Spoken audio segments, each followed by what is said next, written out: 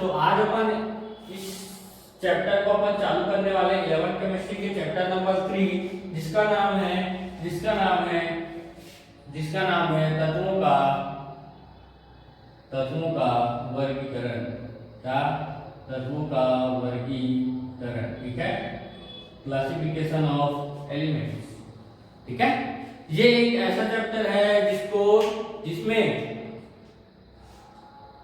9वीं वाला बच्चा, 10वीं वाला बच्चा, 11वीं 12वीं, उसके बाद जो भी साइंस लेके पढ़ा रहता है, 10वीं के बाद जो भी साइंस लेके पढ़ा रहता है, उसको इस चैप्टर से बड़ा दिक्कत होता है।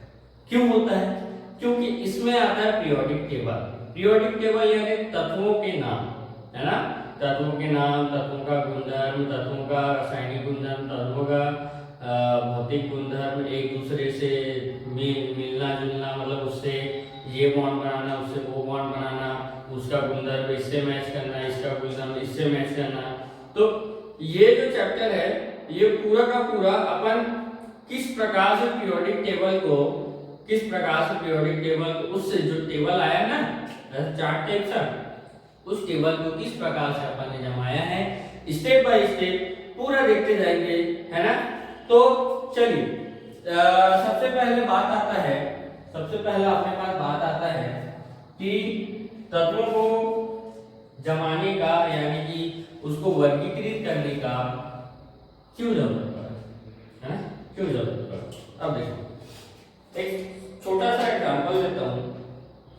जैसे कि आपके घर में 3-4 भाई बहन है ना, जैसे कि कोई 9th में है ना, कोई 10th में है, कोई 11th में हो और कोई 12th में हो। 4 भाई बहन हो, चाचा वाचा करके, है ना। अब देखो, अब तुम्हारे पास सिर्फ और सिर्फ एक रैक है। क्या है? सिर्फ और सिर्फ एक रैक है, जिनमें तुमको अपना अपना बुक किताब जैसा भी है तुमको रखना है ना, रखना है। इसका होता है पीसीएम, और प्लस आ जाता है अपना, नहीं इसका पीसीएम कहाँ होता है, इसका 6 सब्जेक्ट होते हैं। 6 सब्जेक्ट अपना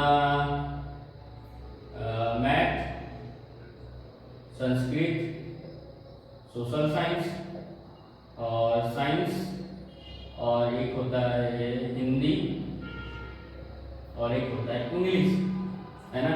ये 6 सब्जेक्ट होते हैं। 10th वाले के पास भी सेम यही सब्जेक्ट होते हैं, है ना, यही सब सब्जेक्ट होते हैं, 6 के 6। तब 1 2 3 4 5 6, ठीक है। उसके बाद 11th वाले के पास पीसीएम प्लस हिंदी और इंग्लिश, ये भी होता है। 12th वाले के पास भी पीसीएम और हिंदी और इंग्लिश होता है ना। इसके पास, इन दोनों के पास 5 सब्जेक्ट, और इनके पास कितना, 6 सब्जेक्ट। इनका अगर अपन बुक बनाना चाहें, है ना, तो देखो 9th वाला क्या करेगा, 10th वाला क्या करेगा, 11th वाला और 12th वाला क्या करेगा। तो देखो, सबसे पहले मैं ये बताना चाह रहा हूँ कि ये सभी लोग अपना अलग अलग जो ग्रुप है, वो अलग अलग ग्रुप में बैठ रहे हैं, नहीं बैठ रहे हैं। 9th वाला एक अलग ग्रुप है ना, 10th का अलग ग्रुप है, उसके बाद 11th और 12th का अलग ग्रुप है ना, है ना। तो 9th वाला क्या करेगा, पहले बॉक्स में रख देगा 9th वाला, है ना। 10th वाला दूसरे बॉक्स में, है ना। तीसरे बॉक्स में 11th वाला, चौथे बॉक्स में 12th वाला, है ना। और जिसको जो रखना है वो लास्ट में, इसको ऐसा कबाड़ बना के इसमें और क्लासिफिकेशन अपन कर सकते हैं, है ना। अगर मैं आपको बोलूंगा कि इन 5 5 6 और 6 कितना हो, 22, है ना। 22 बुक को एक साथ तुम रख दो उसी जगह पे, है ना। और मैं तुमको बोलूंगा कि जा वो वाला बुक लेके आ, है ना, जैसे संस्कृत का बुक लेके आ, 9th के संस्कृत का बुक लेके आ, है ना। तो आपको वहां पास बहुत टाइम लगेगा, है ना, उसको देखना पड़ेगा, खोजना पड़ेगा, तब जाके आपके पास क्या निकलेगी, वो बुक निकलेगी। और उस बुक को निकालने के लिए पूरा का पूरा तुमको 22 के 22 22 का 22 जो भी है बुक है उसको तुम लोग को पहले क्षतिग्रस्त करना पड़ेगा, है ना। ठीक है, बात सही है। अब देखो उतना सब तुम लोग भगदड़ मचाओगे, उससे अच्छा है कि एक सिंपल वे में है ना अपन इन बुक्स को जमा सकते हैं, है ना। ऊपर में आ गया 6 बुक्स 9 का, ये नीचे वाले में 6 बुक्स और बीच वाला छोटा था 11th में 5, 12th में 5, है ना। अब मैं यहाँ से आपको बोलूंगा कि जा भैया तू 12th के हिंदी का बुक, सॉरी क्या बोलते हैं 10th के हिंदी का बुक लेके आ, तो दौड़ा जाएगा और यहाँ पर ढूंढेगा, इस सेल में ढूंढेगा यहाँ पर ढूंढेगा, और यहाँ पर ढूंढने के बाद उसको बहुत अच्छे से मिल जाएगा और बहुत ही आरामदायक तरीके से मिल जाएगा कि हाँ ये हिंदी का बुक है, निकाल लेता हूँ, है ना। बात सही है, ठीक है भैया। तो पता चला क्यों क्लासिफिकेशन करना जरूरी है और पीरियोडिक टेबल बांटना इसलिए जरूरी पड़ा क्योंकि वहां तो 118 तत्व है, कितना 118 तत्व, यहाँ तो अपन सिर्फ और सिर्फ 22 बुक्स में उलझ गए, तो 118 तत्व है ना। उसको हर एक चीज के साथ क्या बोलते हैं, हर एक से साथ पीरियोडिक टेबल का मतलब ही अलग है यार, धीरे धीरे पढ़ते रहेंगे, बहुत ही अच्छा लेवल रहेगा, है ना। बिल्कुल टेंशन नहीं लेना, आराम से देखते जाओ बस। अब देखो, अब अपना पिछले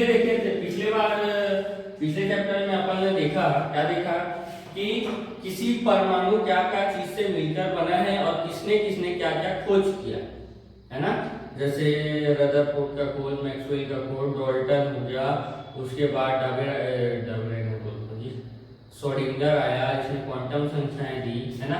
इसी प्रकार इस चैप्टर में भी जब पीरियोडिक टेबल का अपने पास खोज हो रहा था, है ना, तो सबसे पहले अपन आए कौन भैया, डॉबेराइनर भैया। कौन भैया आए, डॉबेराइनर भैया आए, और उन्होंने दिया डॉबेराइनर का त्रिक नियम। कौन सा नियम, त्रिक नियम, ठीक है। डॉबेराइनर का त्रिक नियम दिया सबसे पहले, उसके बाद आया न्यूलैंड भाई साहब, न्यूलैंड भैया आए, उसके बाद आया अपना, उसके बाद कौन आया, उसके बाद आया एक मिनट ना, लोथर मेरा है, कौन आया, लोथर मेयर, ठीक है। उसके बाद आया चौथा मेंडलीव आया,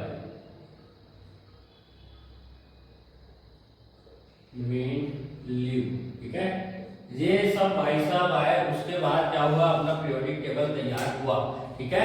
तो स्टेप बाय स्टेप सब चीज को देखते जाएंगे। सबसे पहला है डॉबेराइनर का त्रिक नियम, ठीक है।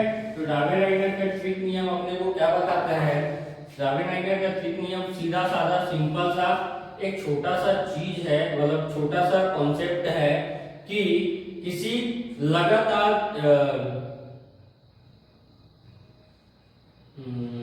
एग्जाम्पल देता हूँ, ठीक है, एग्जाम्पल देता हूँ और आराम से समझ में आ जाएगा।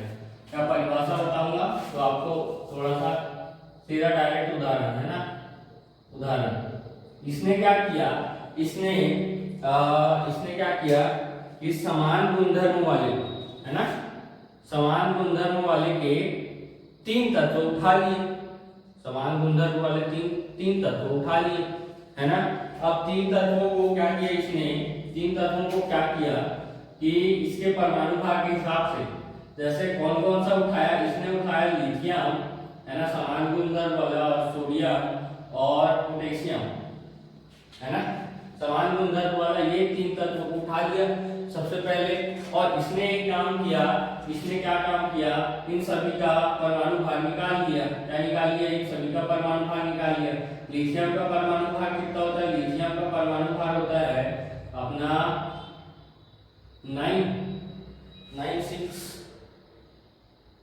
7 कितना होता है, 7, ठीक है। सोडियम का होता है 23 और पोटेशियम का होता है 39, है ना। अब इसने एक काम किया कि इसको व्यवस्थित करने के लिए, इसको जमाने के लिए, ये तो एक जमा जुमाया पैटर्न है ना, इसको व्यवस्थित करने के लिए इस डोगेन एंगल ने क्या किया, पहले तत्व और तीसरे तत्व है ना, पहले तत्व और तीसरे तत्व का औसत निकाला है ना, औसत लिथियम प्लस पोटेशियम अपॉन में 2 है ना, जिसका भी अपन औसत निकालते हैं उन दोनों का क्या हो जाता है, ऊपर में योगफल हो जाता है, और जितना योगफल कर रहे हैं उसके उतनी संख्या नीचे में बटे में आ जाती है। ठीक है, अब औसत निकालेंगे, और इनका औसत किस चीज का निकल रहा था, इनका औसत परमाणु भार का निकल रहा था ना, इसका परमाणु भार का। ठीक है, अब देखो, अब औसत इन दोनों के परमाणु भार का निकल रहा था, तो परमाणु भार लिथियम और इसका क्या है प्लस 39 अपॉन में 2 है ना, लिथियम का परमाणु भार 7 और पोटेशियम का परमाणु भार कितना 39 अपॉन में 2, इसका औसत लगभग 23 आ रहा था, कितना आ रहा था, लगभग 23 आ रहा था है ना, लगभग 23 आ रहा था। अब देखो ये इसने ऐसा क्यों किया, सबसे पहली बात ये इसलिए किया क्योंकि ये जो लिथियम है, सब पीरियोडिक टेबल में देखना, लिथियम जो है ना, लिथियम जो है वो हाइड्रोजन, लिथियम, सोडियम, पोटेशियम,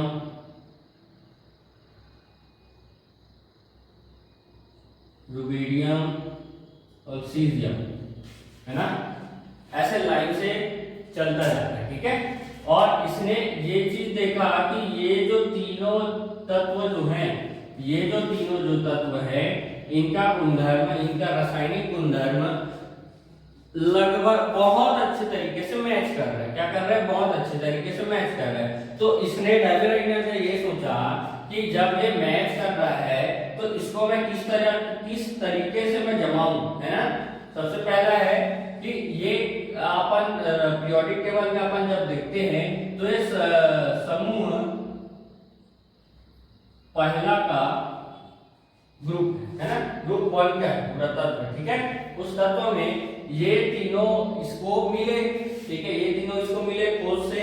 ठीक है, अब खोज करने के बाद इसने ये देखा कि इसको जमाना थोड़ा सा कठिन जा रहा है, तो कैसा जमाया जाए, तो इसने ये लॉजिक लगाया कि मैं किसी भी है ना, कहीं से भी मैं इसको भी उठा लूंगा, इसको भी उठा लूंगा, इसको भी उठा लूंगा, कहीं से भी। तो उसने क्या किया, सब में एक एक बार करके देखा, इसका परमाणु भार और इसका परमाणु भार का दोनों का औसत निकाला, तो बीच के परमाणु भार के औसत के बराबर निकला, सोडियम के बराबर निकला, है ना, इसके बराबर निकला, सोडियम के बराबर निकला, और सोडियम का भार हो गया 23, है ना, सोडियम का भार कितना हो गया 23, है ना, वो उसके बराबर में आया। और इसी प्रकार इन तीनों को एक साथ ऐसे जमा दिया। ठीक है, एक साथ ऐसे जमा दिया। ठीक है, एक और उदाहरण दिया था उसने, किसके साथ किया था, सीजियम नहीं उसने कैल्शियम और एसआर और अपना याद नहीं आ रहा है। ठीक है, कल के लेक्चर में बता दूंगा। ठीक है, अब देखो इसने डायवेराइनर का त्रिक नियम आपको अच्छे से समझ में आ गया। इसने क्या किया कि जो भी उस टाइम में अपने को जो भी तत्व मिल रहा था, उसका क्या किया, उसने गुणधर्म चेक किया, है ना, रासायनिक गुणधर्म चेक किया, और रासायनिक गुणधर्म उसको ऐसा लगा कि इसका रासायनिक गुणधर्म उनसे मैच करता है ना।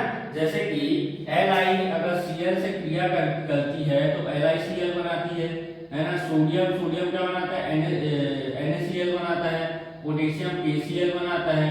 तो इस प्रकार गुणधर्म उसके रासायनिक जो गुणधर्म थे वो मैच किए, और उसके बाद उसने क्या किया कि किसी दो का औसत निकाला, किसी दो तत्वों के परमाणु भार का औसत निकाला, और वो जिसके औसत के बराबर था उन दोनों के तत्वों के बीच वो तत्व को उपस्थित कर दिया, रख दिया। ठीक है, ठीक है जी, यह आया समझ में। अब इसके बाद आता है न्यूलैंड का अष्टक नियम। किसका नियम? न्यूलैंड का अष्टक नियम। ठीक है, न्यूलैंड का अष्टक नियम कुछ नहीं है, जो अपना सुर होता है ना, सा रे गा मा पा दा, उसके बाद नी, है ना। चलो दूसरा जो है न्यू लैंड का अष्टक नियम, है ना। न्यूलैंड का अष्टक नियम, न्यूलैंड के अष्टक नियम के अनुसार इसने क्या किया, इसने एक स्वर जो है ना, अपन सब लोग जानते हैं जो स्वर है, जितने भी गाने हैं वो उसी स्वर से मिलकर बने होते हैं। वो क्या है? सा रे ग म प ध नी, है ना। ये जो 8 स्वर है अपने पास, 8 1 2 3 4 5 6 7 स्वर है ना। ये जो 7 स्वर है, इनके जो रिपीटिशन है ना, इनका क्या है? रिपीटिशन है। इनके हिसाब से इसको जमाया तो एक छोटा सा क्या बोलते हैं, इसका जो तत्व है उसको लिख देता हूँ, उसके बाद वीडियो स्टार्ट करते हैं। ठीक है, देखिए इसने क्या किया, न्यूलैंड के अष्टक नियम से इसने क्या किया कि सारे गा मा पा धा नी के जो स्वर है उसके हिसाब से इसने तत्वों को इस तरीके से जमा दिया। ठीक है, और इसने ये बोला कि प्रत्येक पहला तत्व अपने 8वें वाले तत्व के साथ संबंध में रहता है। उनका जो गुणधर्म है वो बहुत ही अच्छे तरीके से मेल खाता है। जैसे कि पिछले नियम में अपन ने ये तीनों को देखे थे, है ना। तो ये हो गया पहला तत्व, उसके बाद प्रत्येक 8वां तत्व, यानी कि ये हो गया पहला 1 2 3 4 5 6 7 और ये 8। इसके साथ बिल्कुल सही है जी, लिथियम Cl बनाता है और NaCl बनाता है। इसी के साथ अगर सोडियम को अपन पहला तत्व माने तो 1 2 3 4 5 6 7 और ये 8, तो पोटेशियम Cl भी बनाता है। ठीक है, KCl भी बनाता है। ठीक है, तो इन तीनों का जो तो रासायनिक गुणधर्म है वो तो इनके हिसाब से जमा दिया गया। अगर अपन इसमें भी देखते हैं तो, और इसको पहला तत्व मानते हैं तो 1 2 3 4 5 6 7 और 8, तो इनका जो संबंध है वो अपने को बहुत ही अच्छे से देखने को मिलता है। ठीक है, इनका भी संबंध अच्छे से देखने को मिलता है। इन दोनों को तो अपन जानते ही हैं, और इन दोनों का बॉन्ड भी है और इनका भी गुणधर्म मिलता है। इस प्रकार से इसने क्या किया कि इस प्रकार से इसने बहुत सारे तत्वों को इस स्वर के माध्यम से जमा दिया था। लेकिन ये कब फैल हो गया? ये फैल हो गया किसके कारण? जब और तत्वों की खोज हुई। क्या हुई? और तत्वों की खोज हुई, है ना। अब हर एक तत्व को इस प्रकार से जमाना तो मुश्किल था, है ना। इस प्रकार से जमा ही नहीं सकते थे, तो फिर कैसे जमाते, है ना। ठीक है, तो इस प्रकार से न्यूलैंड का अष्टक नियम ये भी फेल हुआ, इसको भी अस्वीकार किया गया। ठीक है, चलिए अब तीसरा है लोथर-मेयर वक्र नियम। ठीक है, ये जो है ये थोड़ा सा मजेदार नियम है, इसको देख लेते हैं, फिर तो लाइफ बिंदास हो जाएगी। ठीक है, तीसरा है अपने पास लोथर-मेयर वक्र।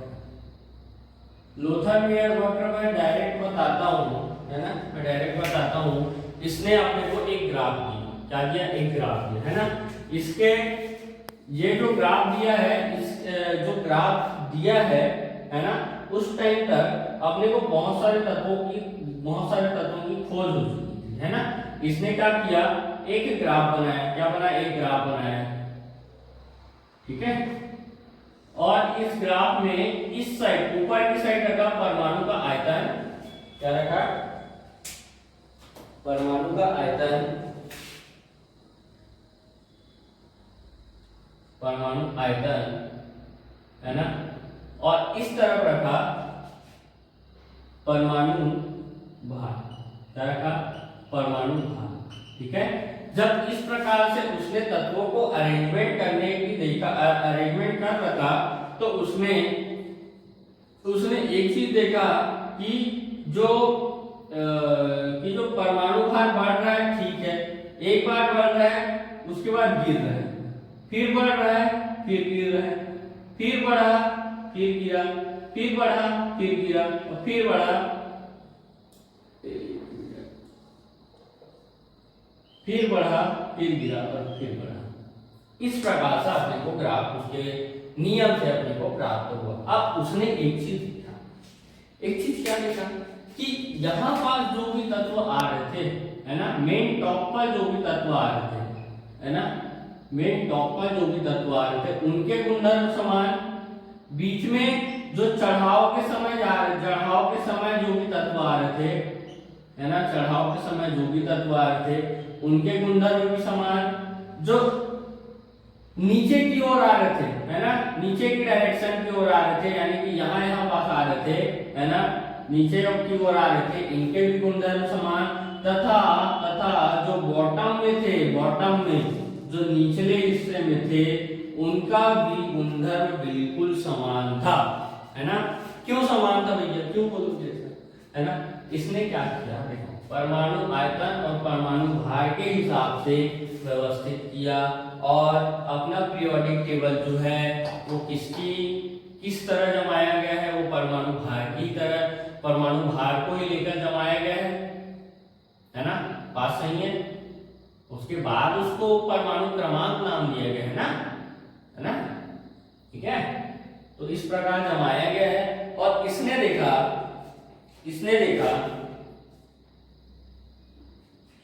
देखा कि जो टॉपर है ना, जो टॉपर है, वहां पास अपने को अधिक मात्रा में क्या मिल रहा है, क्षार धातु मिल रहा है। क्या मिल रहा है, क्षार धातु, जैसे कि लिथियम, सोडियम, पोटेशियम, सीजियम और रुबिडियम, उसके बाद सीजियम, रुबिडियम, उसके बाद सीजियम। ठीक है, जो चढ़ाव पे अपने को मिल रहे थे, चढ़ाव पे अपने को क्या मिल रहे थे, चढ़ाव पे अपने को हाइड्रोजन जो समूह 17 के तत्व जो होते हैं वो अपने को मिल रहे थे, जैसे क्लोरीन,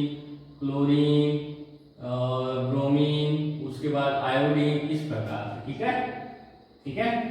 और जो उतराव में अपने को क्या मिल रहा था, यहाँ पास जैसे उतर रहे हैं ना, यहाँ पास, तो यहाँ पास अपने को क्या मिल रहा था, यहाँ पास अपने को क्षार मृदा धातु मिल रहा था, जैसे कि मैग्नीशियम, है ना, मैग्नीशियम हो गया, उसके बाद कैल्शियम, सीजियम, उसके बाद आ गया अपना कैल्शियम, उसके बाद Sr, उसके बाद अपने पास आ गया क्या, बेरिलियम, और उसके बाद और। ठीक है, अब बॉटम में क्या मिला, बॉटम में अपने को बहुत और भी अलग अलग धातु अपने को प्राप्त हुआ, जिनका रासायनिक गुणधर्म बहुत अच्छे तरीके से मेल खा रहा था, है ना, मेल खा रहा था, और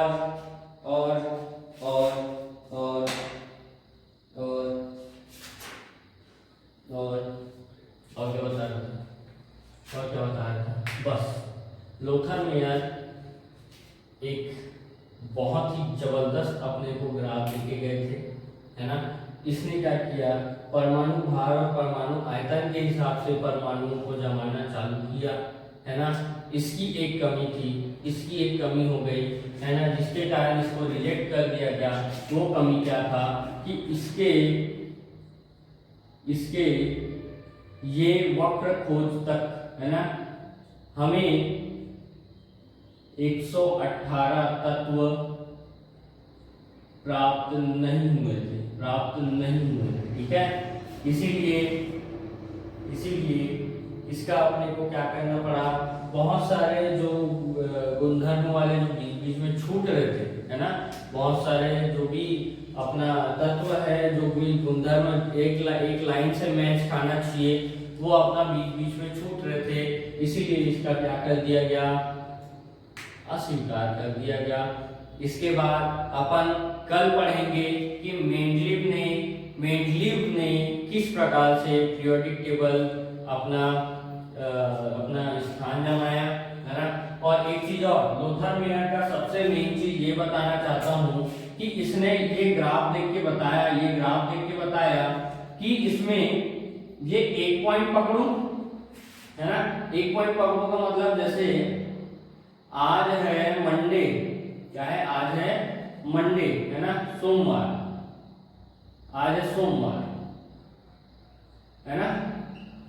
तो देखो आज है सोमवार, उसके एक हफ्ते बाद क्या ही आएगा, सोमवार आएगा, एक हफ्ते बाद सोमवार आएगा, है ना, सोमवार आएगा। अगर मैं इसके ऊपर में मान के चलो यहाँ पास ट्यूसडे मानूं, है ना, तो यहाँ कहीं मेरे को ट्यूसडे मिलेगा, कितने दिन बाद, 7 दिन बाद, है ना। देखो ये ऊपर गया, फिर रिपीट होके नीचे आया, है ना, ये एक पैटर्न हो गया। उसके बाद फिर ऊपर गया, फिर नीचे आया, फिर ऊपर गया, फिर नीचे आया, फिर ऊपर गया, फिर नीचे आया, फिर ऊपर गया, फिर नीचे आया, है ना। इसका मतलब क्या, इसका मतलब है कि इसमें रिपीटिशन में बार-बार दिख रही है ना, रिपीटिशन बार-बार दिख रही है, ठीक है। और इसी रिपीटिशन को उसने क्या कहा, आवर्तिता, क्या कहा, आवर्तिता बताया, और इसी को बोलते हैं पीरियोडिसिटी, क्या बोलते हैं, पीरियोडिसिटी। यानी कि लोथर मेयर ने अपने को पीरियोडिसिटी के बारे में भी बताया कि तत्वों का जो गुणधर्म है वो बार बार रिपीट क्यों होता है, उसके बारे में भी बताया, ठीक है। तो मिलते हैं अगले वीडियो में, तब तक के लिए लाइक करें, सब्सक्राइब करें और बने रहिए, ठीक है। और शेयर करना भूलना मत भैया, ठीक है। जय हिंद, जय भारत, जय छत्तीसगढ़।